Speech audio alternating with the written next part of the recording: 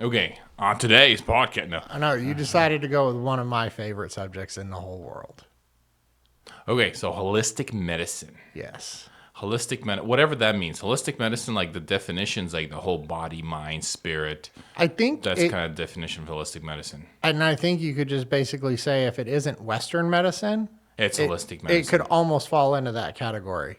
Because okay, so I've learned so much in the recent, I don't know, little. I think I sent you some of those clips. So one of them was, our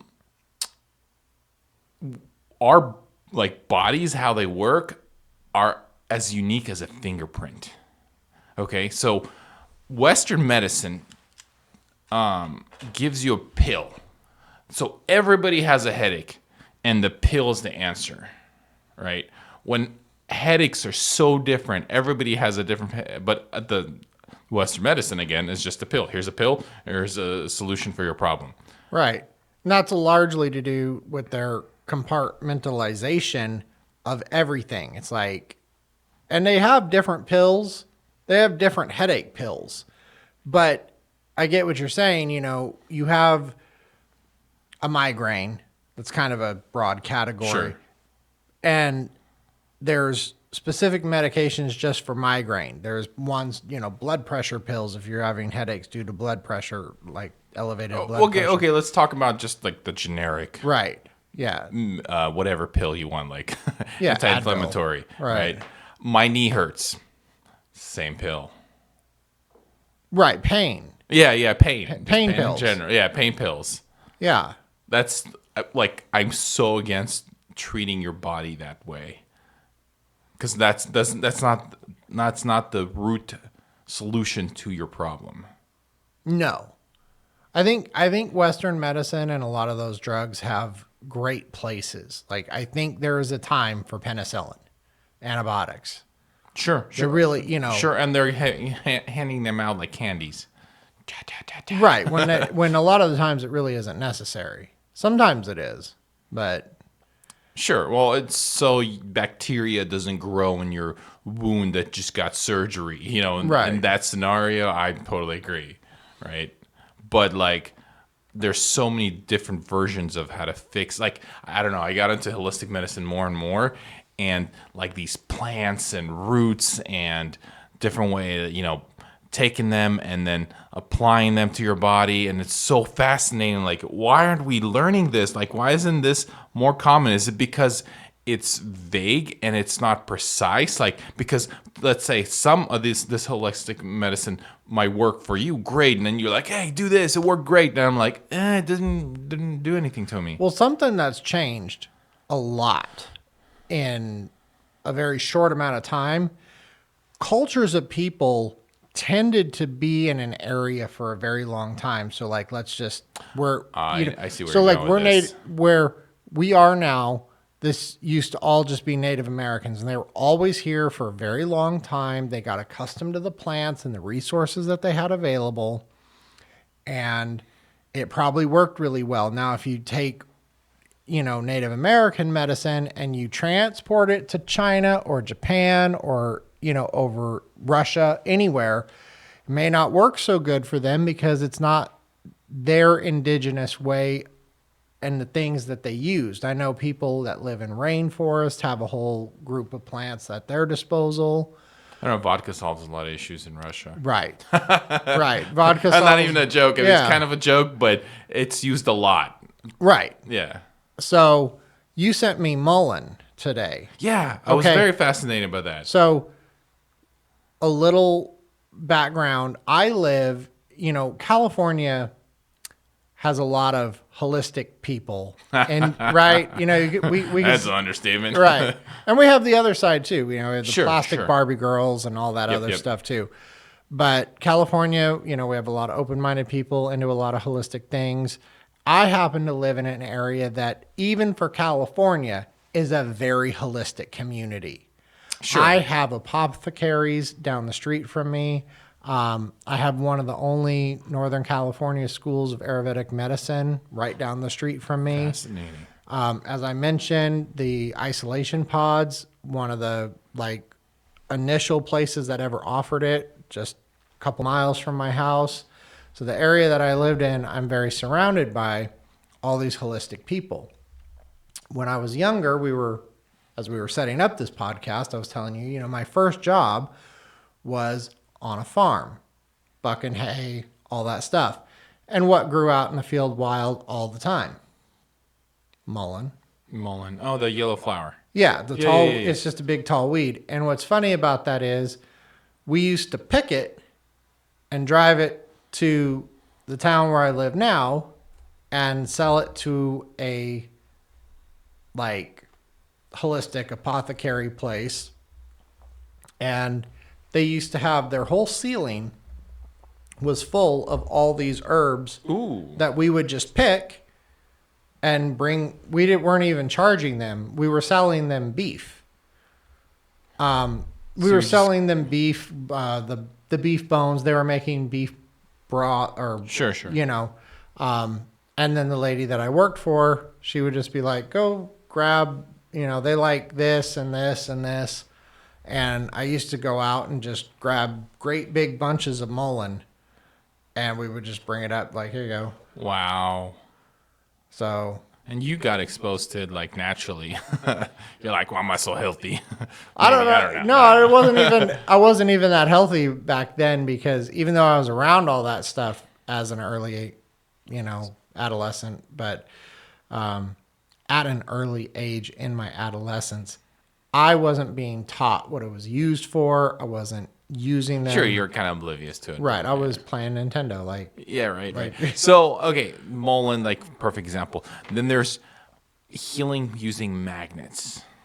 And I think that's okay. Okay, do you think that's aluminum hat territory? Yeah, no, I think. Okay. So I know where you come from. So many moons ago, I used to drive Lyft for a little bit, and for a year, and I always would try or start a conversation with people, just kind of, learn a little bit. And this guy told me the worm magnet experiment.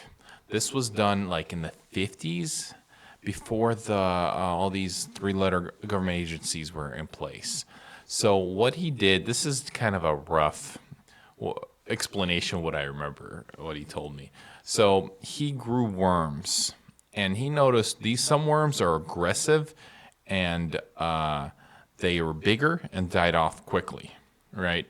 And some were docile, but they would live a lot longer, and they were smaller. So then he discovered it was the polarity of the magnet that the box sits on. So the south polarity and the north polarity made a huge difference. So he started doing experiments. So he started growing worms on a magnet that had the south and the north polarity. I don't remember which polarity did what. Right. One polarity made them aggressive, bigger, and they died off quicker. The other one, they were docile, they were smaller, but they lived a lot longer. So this guy discovered this fact about worms. He did his research. He wrote this huge thing, and he sent it to whatever it was before the FDA, whatever government agency. I think they got back to him 2 years later and hey, thanks for the info. Bye. And then he waited another so many years, and then he sent it in again to another government agencies. They kind of did the same thing. Hey, thanks for the info. And with this method, supposedly, they basically get people with cancer, and they make them, how can I say it? They don't cure them. You're not allowed to say cure cancer. They made cancer go away. They treated patients that their cancer went into remission. Yeah. I don't know if remission is this. Yeah, I guess that's the. Anyways, we're not medical experts. This is just a disclaimer. Right. I was just thinking that. Right. Our disclaimer. This is just our own thoughts. Might as well take this as sci-fi. Right. Right. This is just our own thoughts in our head, and we're gonna just talk about it. Anyway, so his was magnet experiment, and there's I think just now more studies are being done with magnets and what it does. And then he told me about the people wearing the bracelets, the magnetic bracelets. And, you hear claims, it does this, it lines atoms in your blood or whatever. Helps you get better gas mileage when you put it on your fuel Yeah, line. right. Yeah. Right. It's because it aligns the not particles, something. It aligns something. But then he's all that doesn't do anything because chakras. He mentioned chakras, certain point, and how magnetic energy works through the chakras in which direction.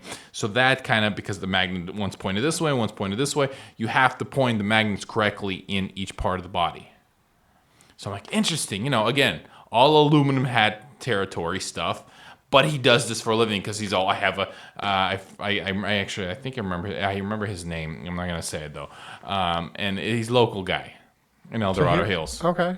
So he has his practice there, and they do light therapy, sound therapy, magnetic therapy, and I'm like, this is interesting. So light therapy was kind of where I was headed with all this because, cancer is a hot topic because both my dad and my grandfather passed away from it. Sure. Okay. And when my dad was going through his cancer, What were their ages? they passed.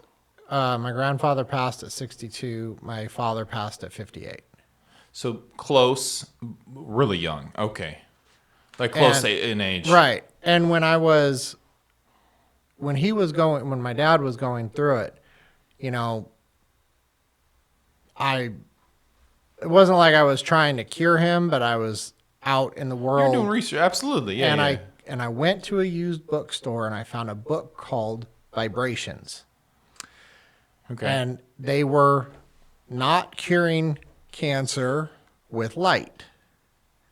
Okay. So they were saying that when you look at a color wheel, which is kind of funny because usually people look at color wheels who are into apparel, right? You're supposed to match the opposites on the color wheel. Yeah. Right? Okay, so Fascinating. So you have a thing and like cancer, and it produces supposedly a spectrum on the light scale.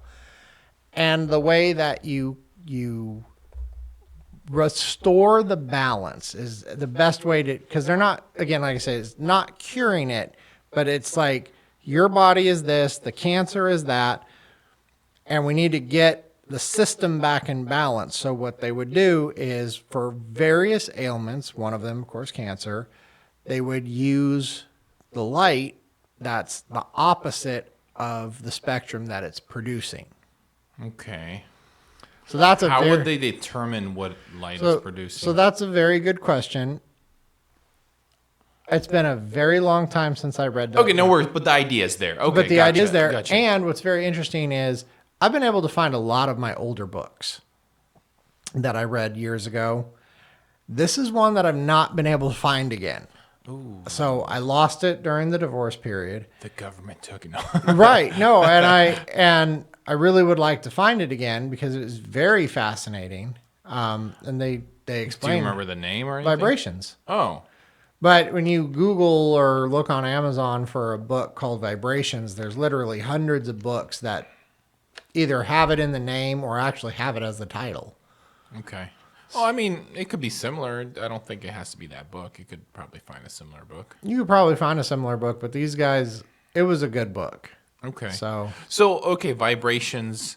So, I mean, again, back to Nikola Tesla. Vibration Right. frequencies, that's, what do you say? No, energy and frequencies is the key to the universe. right. Right. And the more we start to understand that. But okay, hold on. Let me back up a little bit. Yeah. I'm kind of getting into a rabbit hole here.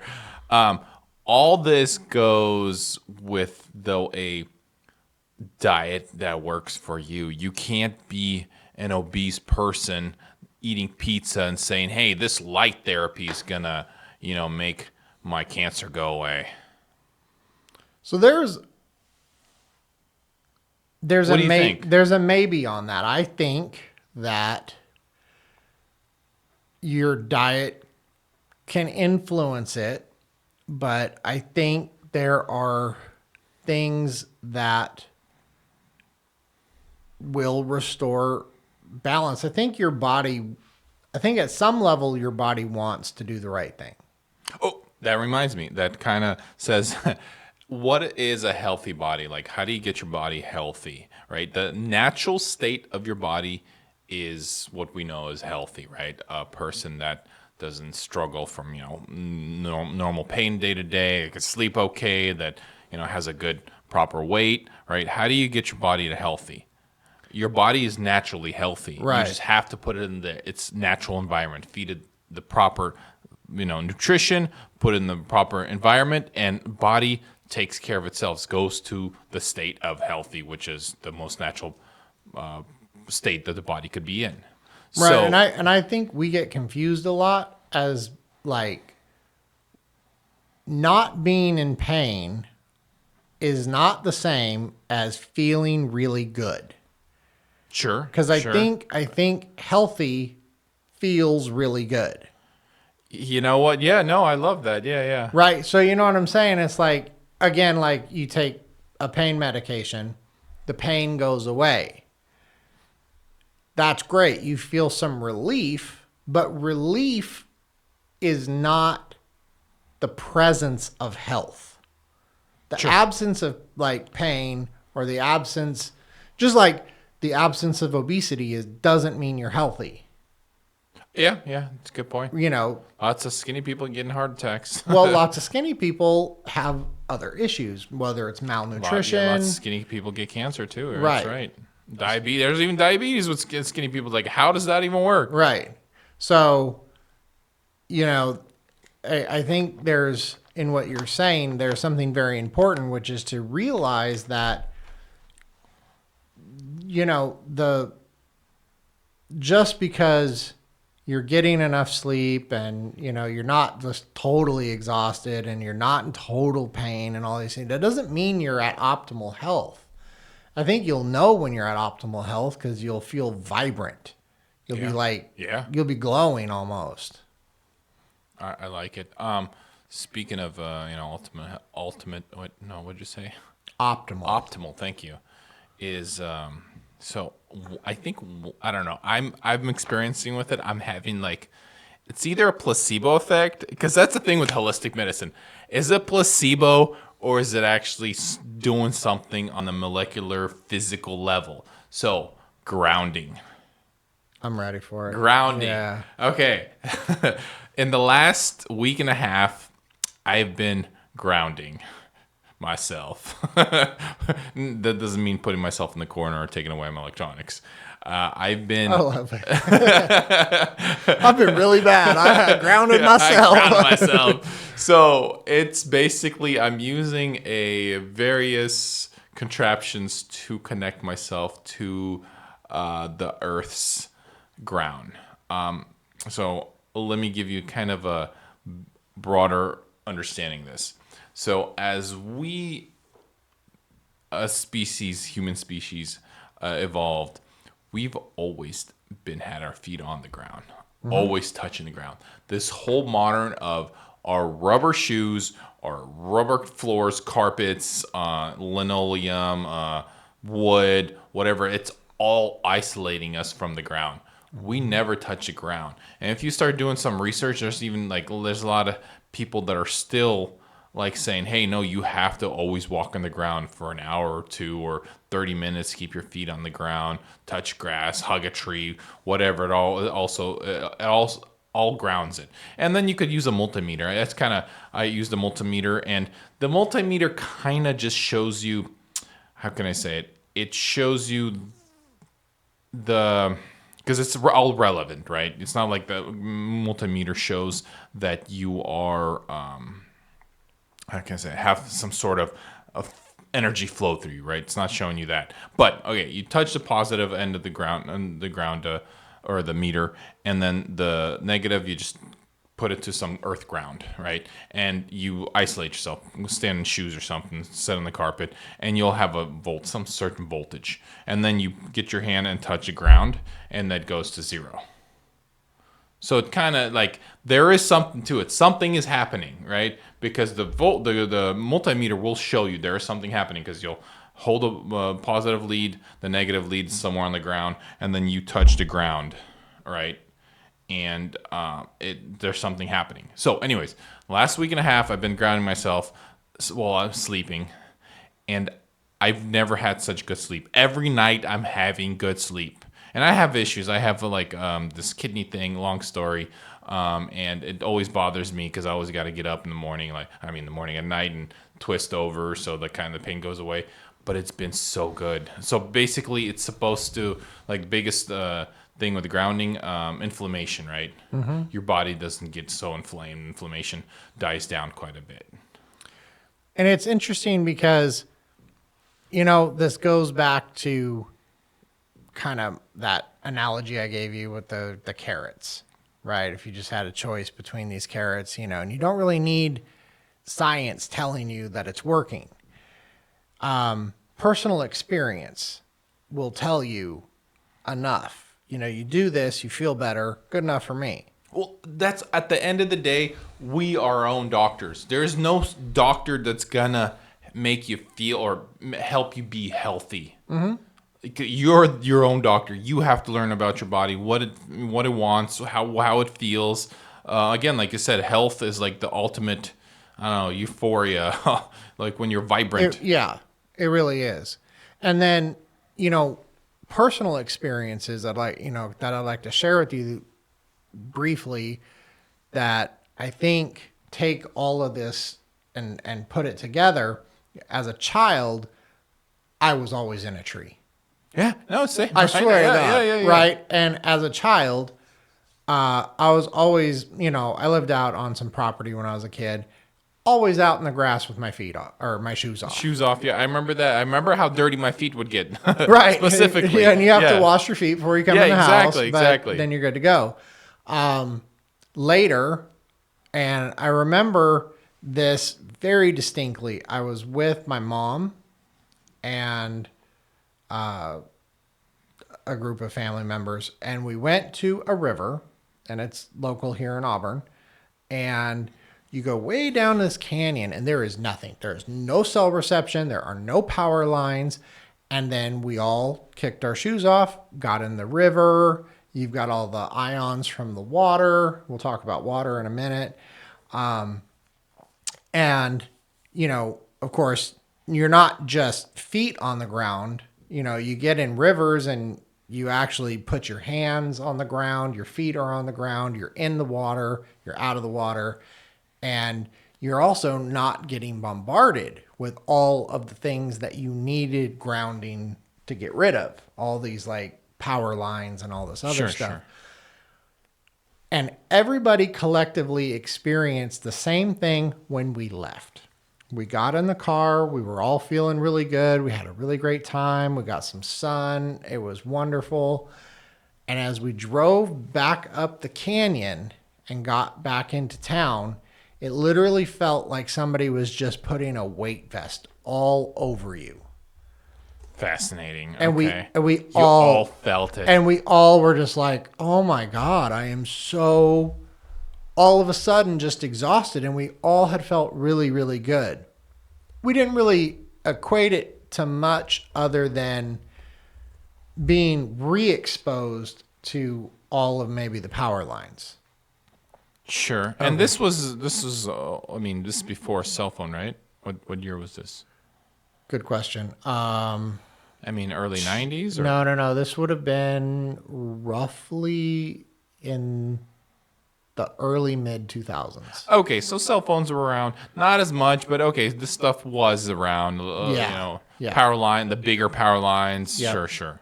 Okay, so maybe that's why everybody loves camping so much, because it puts them out there. Right. There's a lot more trees that'll block cellular signal or other reception. Any reception, trees do a good job blocking it. And then everybody's always, in the water or in the dirt, grounded. And why does everybody love running on a beach? It's like the beach is like the ultimate grounding rod. Yeah, sure.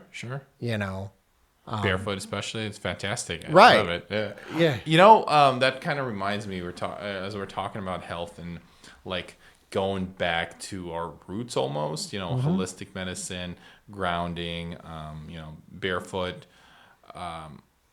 There's, let's say, the other side of it almost, you could say, well, if all that worked so well, why did people live? And I kind of just want to address it because this comes up. Why did people live up to only 35? Right. Why did people die out so young? Okay. So, first of all, only a particular set of people did that. So, people came to this country from England. They didn't have any resources established, and they didn't have like the native knowledge. And they bucked the native knowledge when they got to America. Okay.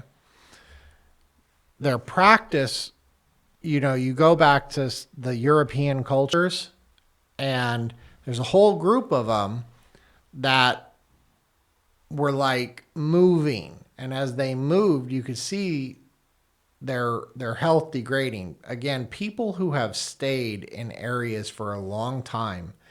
That's an interesting idea. Now, and again, it's not totally 100% because... But it makes sense. Logically, it makes sense. When you Right. live in this environment for thousands of years, you learn over time. Right.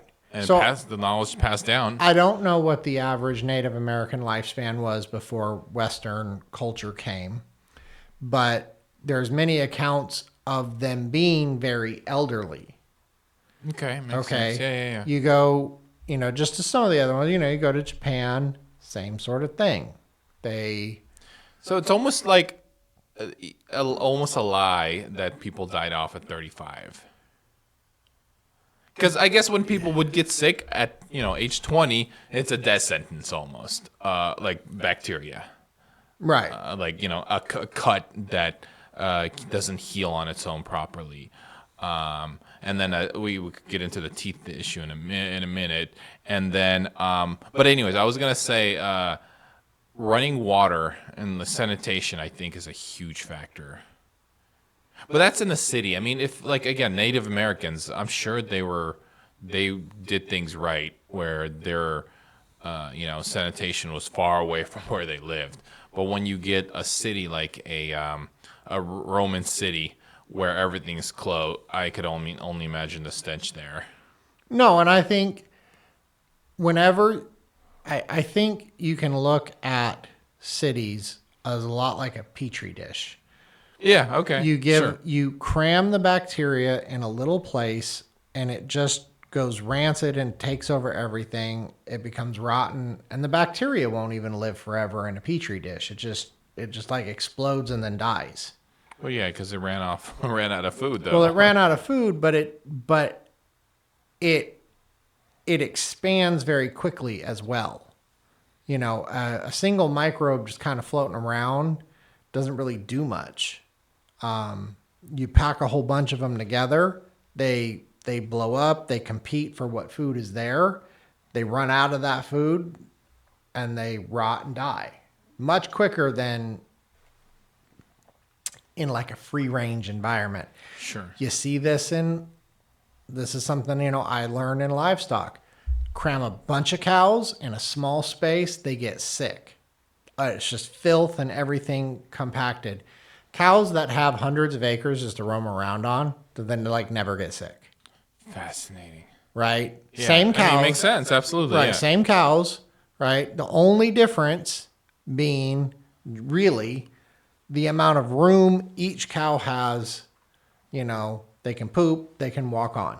But it blows my mind, as you're telling me about these cows, how counterproductive, I guess, the vegan lifestyle is, growing vegetables in the same plot of land without having, a year break where cows go through it and mush up the land for you and Right. fertilize it with their. No, and like my dad, some of these things, I don't even know where they sprung up from. My dad grew a garden every year. Well, same, but that was due to. If you don't survive, though. Okay, well, it was a little different for us. Sure. We had Safeway. Yeah. Okay, my dad grew a garden every year. The point is that he did not ever grow the garden in the same place 2 years in a row. Interesting. And then the only thing my dad ever did to amend the soil was just add steer manure. Yeah, that's what I just did. I just. So, and my dad had he had a really simple thing I remember very clearly. Every year we would go by, fill up our little pickup truck with bags and bags of steer manure, and we would go out, and he would poke holes in the bottom of the steer manure and lay it out in a patch. And during the early parts of the year, the plastic would smother the weeds, and there'd be no weeds grow there. It would just, like, all the bags laid out just made a weed proof area. Fascinating. And then because it was still part of the rainy season, a lot of that fertilizer would like leach through and leach down. Then at the end of the year, or the end of the rainy part of the year, when it was time to plant, we would just go out, break the bags open, no weeds, and we would just make rows. That's it. Makes sense. And we had wild gardens.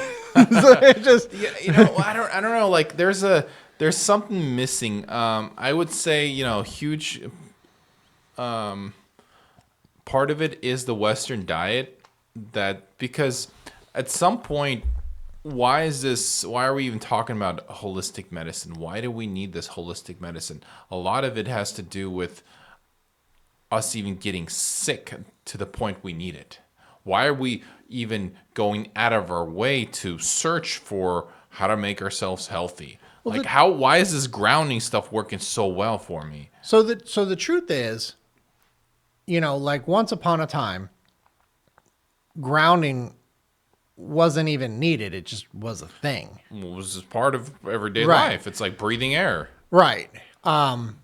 So something came in that moved us away from that. And I think broad stroke statement. Sure. Here, I think what sweeps a lot of these things away is capitalism. You come in, you start making shoes. Shoes are great. You don't stub your toes on rocks and all these things. Absolutely, yeah. There's no doubt about it. And people can all of a sudden do more work and do all these things. Way more productive, absolutely. Right. And nothing else really has changed, right? Just this. And so, you're still eating organic food because back then there weren't even pesticides and all these things. So just one thing at a time. So the broad stroke statement, capitalism, you just take something like grounding. I thought about that so much, right? Though, the whole capitalism thing. And somebody comes in, they make shoes, okay, they make them better. Then they start wanting to know how to make them cheaper. They develop new products, and once upon a cheaper time, labor, cheaper materials, right? Yeah. So all of a sudden, you ever watch that Sorcerer's Apprentice, that Disney movie with Nicolas Cage? Yeah, I think so. Yeah. Where he's in the cage with the Tesla coils. I don't remember. Is the goat, or he turned into the goat? No. Or into the no? I don't know. Oh, if you haven't, we can't even have this. Cut the film. We're done. Okay. We're going home. What's Nicholas, it called? I believe it's the Sorcerer's Apprentice. Nicolas Cage. 2010. If This is a movie. It's not a. Yeah, it's a movie. I thought that was a Disney cartoon. it was a Disney cartoon, Oh, but then they remade it. And here, the point of it is, I've never seen it. okay. I watched your stupid movie. Okay, fine. You That's on the have to to-do watch list. that, and you have to actually pay attention. Okay. This won't give anything away. They talk about magic, and they talk about vibrations and frequencies, and this gets back to a lot of my theories on they're just putting it out there for us. Sure. But we all just, it's a movie. But he makes a statement that he only wears leather shoes. And the reason for that is because the energy to make the magic gets blocked. Oh my God, that goes to the whole moon thing. Oh, So interesting. Well, I was thinking, why is there nobody because there's plenty of soft materials that'll bend that are are conductive. Why don't we have a little conductive sole and then just on the bottom it just goes through? So that's a great question. Why don't we have conductive shoes? But let's look at some of the factors. Like you said, all of our subflooring is made out of that rubbery, squishy stuff. Everybody's seen that blue-green crap they put under the carpet. Sure, yep. So even if you had that, you'd still actually have to go to the dirt. There is conductive shoes, by the way. But again, and they probably look terrible. And everybody's more concerned with fashion than grounding. Yep. Okay. So not only are you, because you can't ground on concrete. Why not? Yeah, you can. It doesn't conduct. Yeah, it does. Concrete's non-conductive. Tile, concrete, it does the same grounding effect. I don't think so. I don't think you can ground. I've never seen a grounding rod go to a concrete slab. Sure, because you want the grounding rod as low as you could get it. Even if you dug a concrete pillar down in the ground, I don't think, if you had a copper rod and you put it in the ground And surround it with concrete. I think the concrete would be It terrible loses the because it's not. interesting. So what else isn't conductive? Wood. Oh yeah, sure. Living wood might be different. Well, it has to be wet. Yeah, Right. Yeah, that's water. Yeah, sure. Right. And then asphalt, totally non-conductive. Interesting. That makes sense. 'Cause That's all it's we all- walk on, though. Right. When's the last time you walked through actual grass or dirt? It's been a little while. Yeah, and I mean, my backyard, I walk in my backyard all the time, but I'm wearing shoes. Right, because you don't want to get your feet dirty. Exactly. And again, you just see this underlying capitalism thing. You know, we needed vacuums, and it's like, you know, really what we need is there's plenty of room on Earth, in my opinion, for all of us. We really need to just stop packing. Well, there's this theory about, it's not a theory, but it's like a logical explanation. I wish I had a better memory of this explanation, how land should never be sold. Like there should never be land rights, because land is nobody. You can't own land. We are born and we die. You cannot own land. Like, why is land sold? Land should be like a parcel, and that parcel that you live, you pay taxes for, and that's all the taxes that you should have. You should never have to buy land for, you know, so many thousands of dollars. It's just how much land you have, you could pay taxes. Did you see the guy on TikTok talking about how you don't buy land? There's like the law of Moses. Maybe that's what it was that I heard. It made so much Right. sense. So here, we've had this book on our podcast before, but I'll bring it up again. The Wall Street's Guide to Understanding Money. Okay. One of the things they reference in there is the purchase of the Manhattan Island for $14. So they came, the settlers, whatever, came here.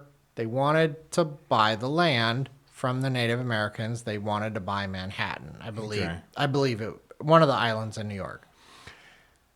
There was no word or even concept in the Native Americans' language. Yep, I remember for that. possessing, like, you can't own it. How do you own the ground? Right. Yeah. And so they accepted their $14 and then were very surprised when the product of that transaction was that they had to leave and could no longer be there. They're like, what? Right, because they had no concept. Like, what do you mean what do you mean this is yours now? Because they had no idea. And so you want to live like that, though, until people just walk in and take your house. And, Sure, there has to be. Well, that, again, that's why the concept I was talking about had taxes involved in it. The more land the more taxes you pay, and the taxes is for a standing military to protect that land. So that's why that concept made a lot of sense. Right. So it's kind of a little different than the Native Americans. Like, nobody owns it. But that makes sense to me. I don't know. Anyways, so grounding, fantastic idea. I recommend everybody try it. And okay, but let's back up a little more. How do we determine placebo versus actual Good question. results? So I think, first of all, there's a lot of people that in one form or another believe that you can heal yourself. So the Mormons, we'll talk about them frequently in these. The Mormons have, Well, because you have a lot of knowledge, yeah, so why not? they actually have a whole thing for healing through prayer. Okay. But then we could talk about law of attraction as well when it comes to prayer and healing. Sure. But I'm just going to suggest that at some point, does it matter?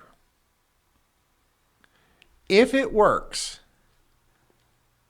even though you can't track the chemical through the bloodstream, find the receptor where it... Right. Yeah. If your headache goes away, if your pain goes away, if your wounds heal, if you just feel better. So, but okay, in modern Western medicine, there's been experiments of the placebo effect. Yes. There's a perfect example I have where a girl had some sort of weird skin rash and they tried everything, it won't go away. So they told her they're going to try a trial experiment and they've had 100% success rate. So planted in her mind that it will work.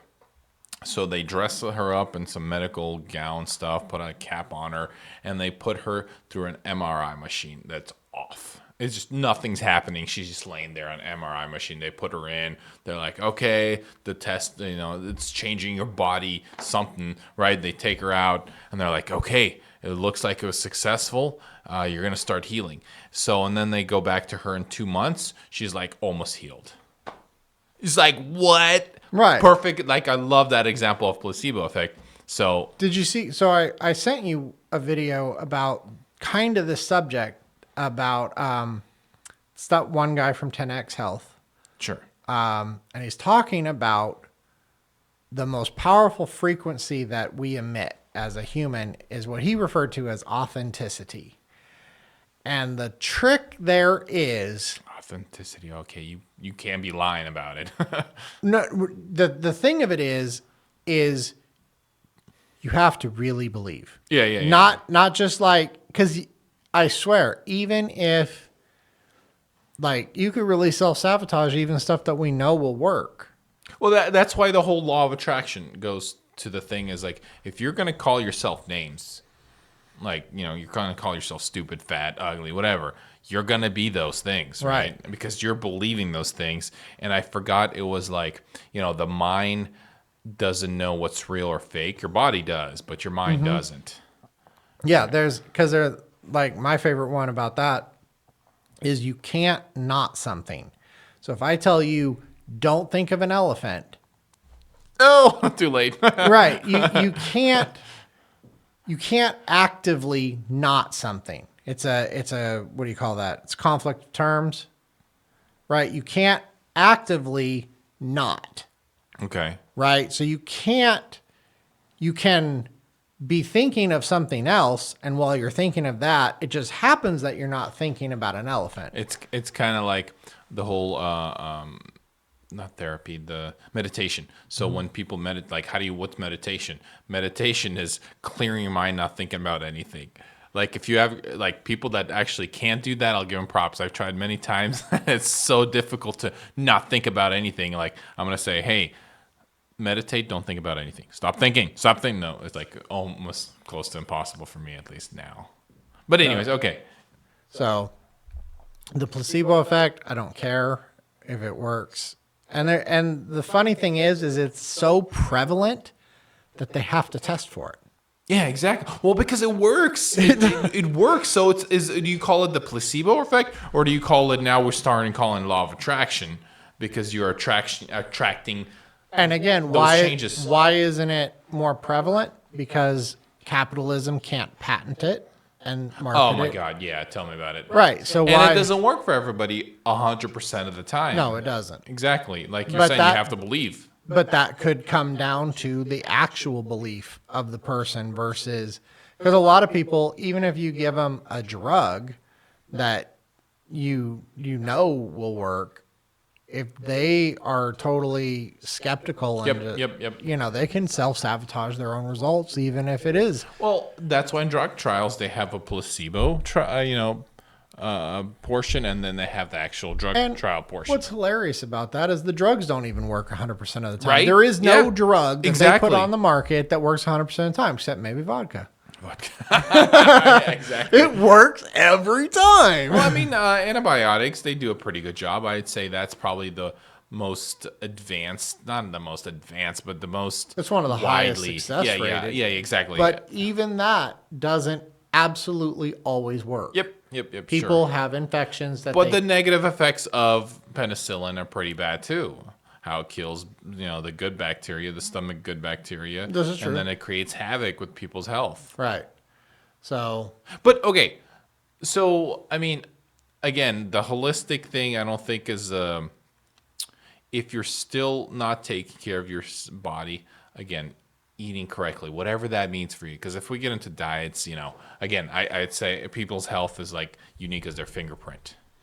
And if you're not eating right, something that works for you, and you're gonna try to heal yourself with holistic medicine, I mean, first of all, you shouldn't even be that sick. What do you do in your life to be that sick, right? That you need to heal yourself from whatever. Because I mean, think about it. The reason we're even talking about this is because it got so bad to the point where people needed to heal themselves because they got to that point. How did they get to that point? Well, I think so. Something on that note, like we were talking about a lot of different things. First of all, no matter where you go, there's always been healers, shamans, medicine men, whatever. Sure. So there's always been stuff, whether it was a snake Sick bite, people. People got sick. This is something that does happen. The difference, now is, because everything, the world has gotten very small. And so every disease can be everywhere.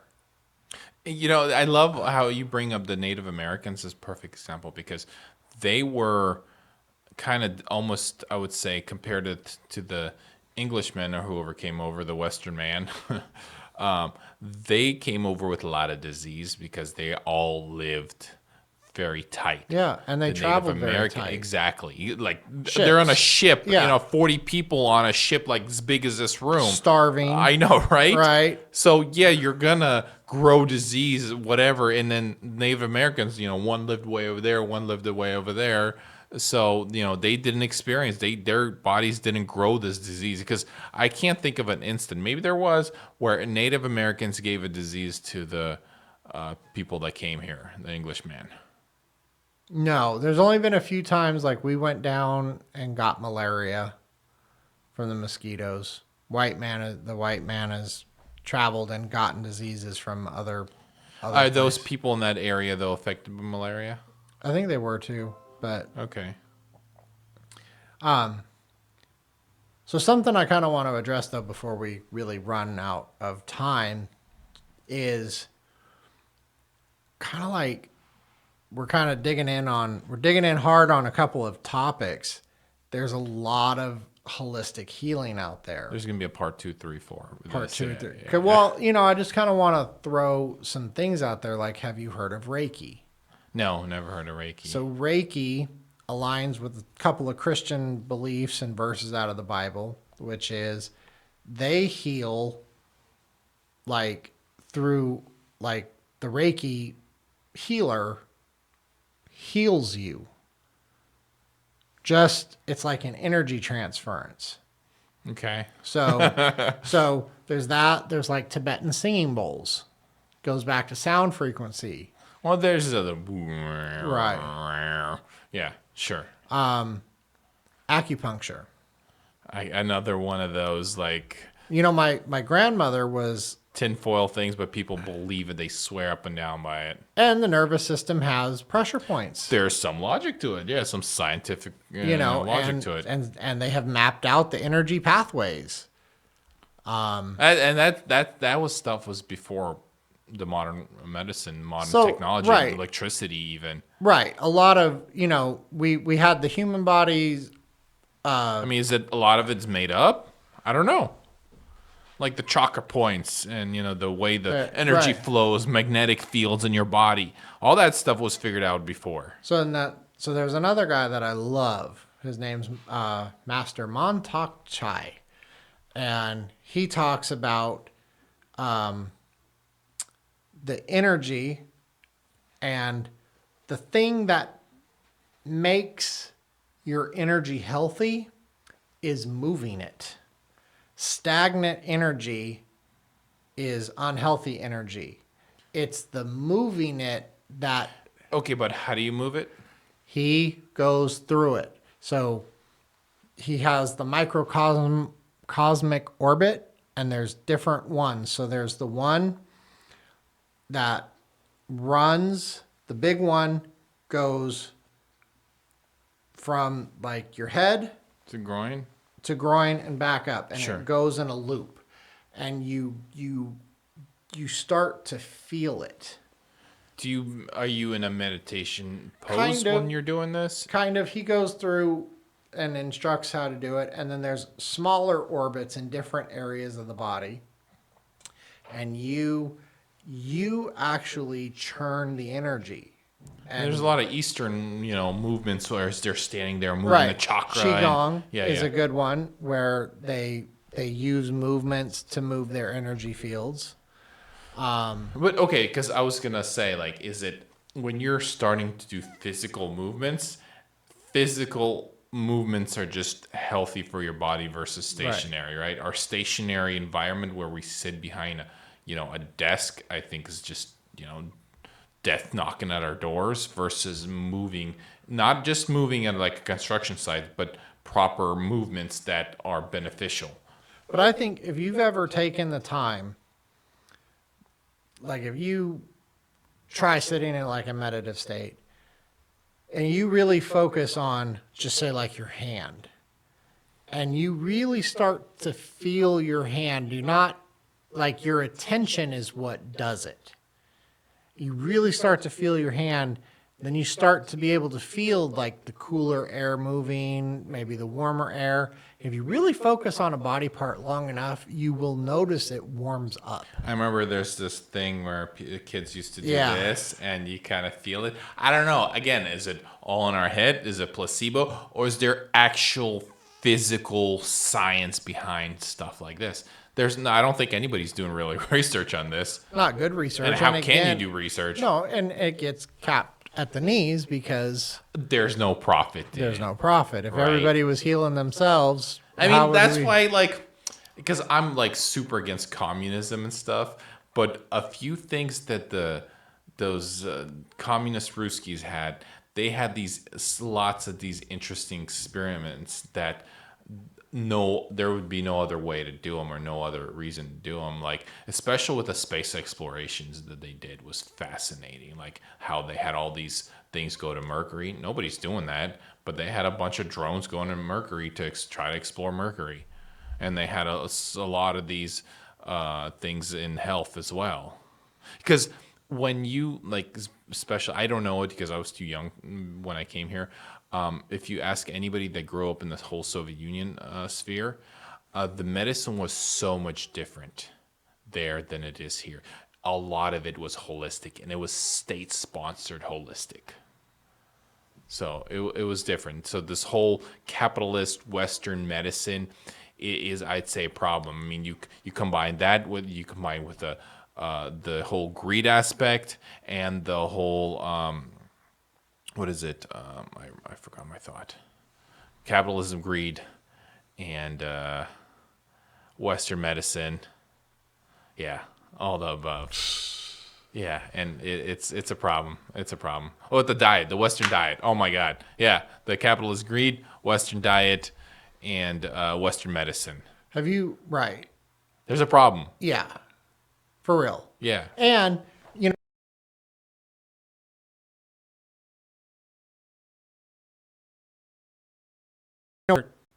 talk about this. That there's actually some kind of relationship between you and the plant you're growing. Well, look at it this way: is there an unhealthy person that has a garden? There, I'm sure there are. No, I'm sure there, because I know my dad had There a are. garden. My dad was. My dad Yeah, had yeah, a yeah. garden for years. He Same died. here. He had huge gardens all the time. Right. My But dad he had a also, Western diet. Seed oils. right, and my dad used Roundup and other Wow. things. In other areas, he didn't round up his garden. Right, we had a great garden, but he didn't want to weed eat the fence line. Sure. Yeah. But I'm guilty. So, So, okay. Roundup it was. And I think, as we explore these topics more, we'll uncover a lot of fascinating things because, like I said, there are tons of areas of this holistic healing. Lots of culture, every culture has it, whether it's chakras, prayer, and it's just funny that we don't pursue more of it, but yet there's enough of it out there still for us to know all these things. So it's not gone. It's just, Yeah. we have to actively go out and seek these things. Well, a lot of it is a no-no, though. Like in the, I guess, how can I say it? In the Western medicine hospital environment, they're not going to talk about it. It's a no-no. No, I think when you go to someone's house, that's how I think of when you go to a hospital, they are regulated to treat you the way they have to. Yeah. Right? They are not allowed to say, well, go home, get some mullein. Why are they not allowed? I think Insurance. That's a whole different topic, right. though. And I think the point though is it's not to worry about why it's not allowed there. It's just if you go there, that's what you're going to get. And if you want something else, go where that is. Sure, but if you have a full-time job and you have an insurance plan, that's all you could get. Well, insurance only covers you for that type of health. Yeah. It doesn't cover you for any holistic health whatsoever. But you can still go out and just get it. Sure, you have to pay cash. But a lot of think about, I'm very curious about the mullein because it correlates. I really actually wanted to get this real quick. Mullein extract's not expensive. No, I saw it. They're cheap. If it clears out mucus like it says, that would be amazing. And I think one of the hard parts people have is we're also in this other version of capitalism where there's so much capitalism that people are even making capitalism moves on the holistic side of things. So there's a book. There is a book called Eat Right for Your Blood Type. In it says, I'm a type A blood type. Okay. Oh yeah, we haven't even touched a whole blood type thing yet. No, but legitimately, I am a type A blood type. It says soy is good for me. This book, How to Eat Right for Your Blood Type, says soy is like miracle drug for you. Interesting. Okay. But this is a Russian girl, Natalia Rose, Raw Food Detox Diet book. This is the one I was referring to earlier when I said never combine fruit with anything else you eat. The fruit ferments in your gut. And then when you put other food in it, it halts the digestion. And anyways, the whole point of it, her book was the book.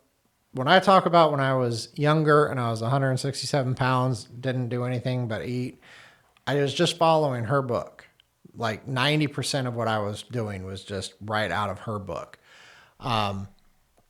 So one of the things she talks about is mucus and how it is the fermentation, basically rotting, gut rot. Sure. That produces much of the mucus. And there are certain foods that are very mucus forming. One of them, the top of the list, soy. Oh boy. But then again, you have to, how do they grow it? How much pesticide does it have? How do they extract it? All of it Also, like maybe it's not the soy, maybe it's the Roundup in the soy. Well, I think it could also, because I know like beans.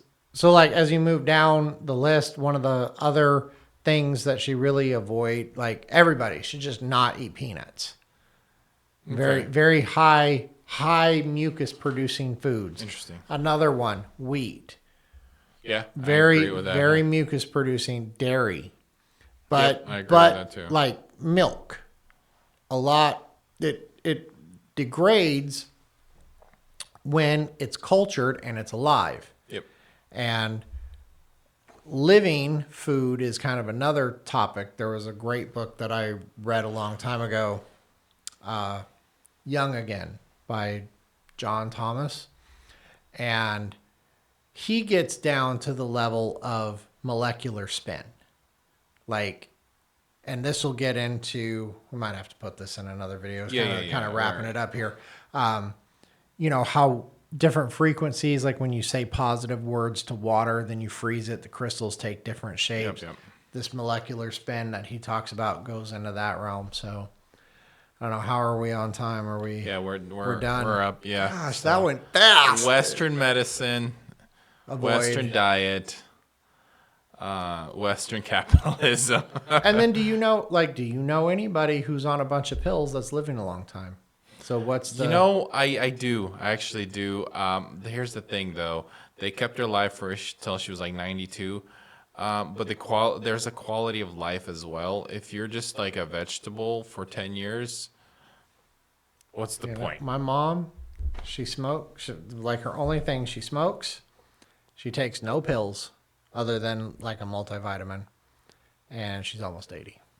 There's genetics involved too. There but is. I hear you. Maybe it's where she lives. Maybe she's walking barefoot all the time. I don't know. Anyways, we'll save it to part 2, 3, and 4, and that's it. Thanks.